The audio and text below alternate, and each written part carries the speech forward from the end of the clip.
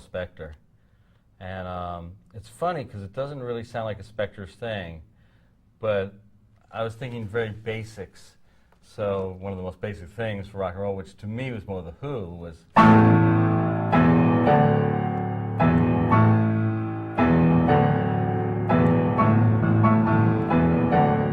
power chords. And that's in The Who from My Generation Won't Get Fooled Again. I just love, not necessarily those particular ones, but that's the basic idea, power chords. And somehow that became, with an added melody in the right hand, sort of Spectorish when you added a...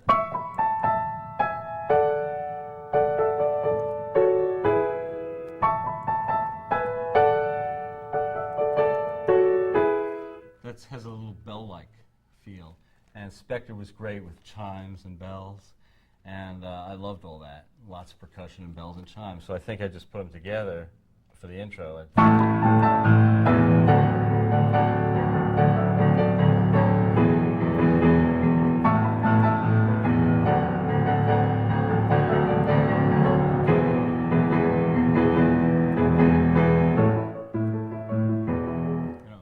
All from that. I needed for my grand epic, which I'll get to someday, which is this rock and roll Peter Pan, Neverland. And that was the wedding vows of Wendy and Peter. They get married in it. And the Lost Boys are all the sort of the altar boys at the ceremony.